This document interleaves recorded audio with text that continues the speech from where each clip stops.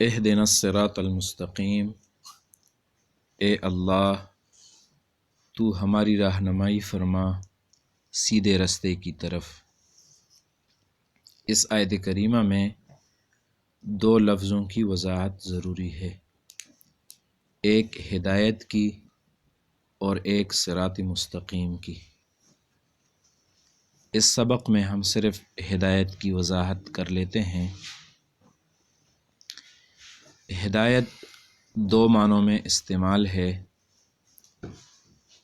مثال کے طور پر آپ سے کسی نے راستہ پوچھ لیا، کسی جگہ کے بارے میں معلومات پوچھ لیں، تو اس کی ایک صورت یہ ہے کہ آپ اس کو زبانی بتائیں کہ آپ فلاں فلاں راستے سے جائیں، اور پھر وہ خود اس راستے پر چلا جائے۔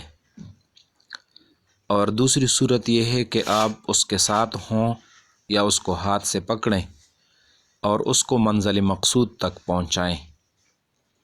اس وجہ سے اہدنا کے دو ترجمے کیے جاتے ہیں، ایک یہ اے اللہ تو ہمیں سیدھی راہ دکھا، اور دوسرا ترجمہ اس کا کیا جاتا ہے اے اللہ تو ہمیں سیدھی راہ پر چلا۔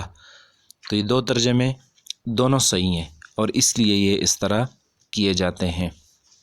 اللہ تبارک و تعالیٰ کے خزانوں میں بہت بڑی نعمت، بلکہ سب سے بڑی نعمت وہ ہدایت ہے، اور ہدایت اللہ تبارک و تعالیٰ ہر طلب کرنے والے کو دیتے ہیں۔ جو بھی اس کو طلب کرے اللہ پاک اس کو ہدایت دیتے ہیں، کیونکہ ہدایت سراسر فائدہ ہے، اس میں کسی کا نقصان نہیں۔ دنیا کی باقی چیزیں ہم مانگتے ہیں، بعض دفعہ اس میں نفع ہوتا ہے، بعض دفعہ نقصان ہوتا ہے۔ اللہ پاک اپنی حکمت کی بنا پر کوئی چیز دیتے ہیں، کوئی چیز نہیں دیتے، لیکن ہدایت سراسر فائدہ ہے، اس لیے کسی طلب کرنے والے کو اللہ پاک اس سے محروم نہیں کرتے، بشرط یہ کہ سچی طلب وہ دل کے اندر موجود ہو۔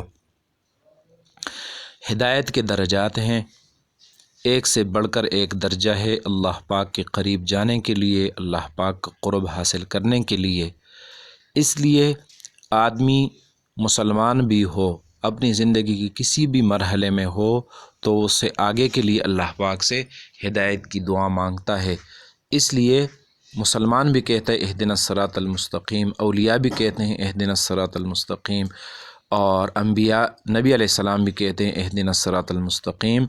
ہدایت کا ایک درجہ پانے کے بعد ہم ہدایت کے اگلے درجے کے محتاج ہوتے ہیں۔ اللہ پاک ہمیں صراط مستقیم کی ہدایت عطا فرمائے۔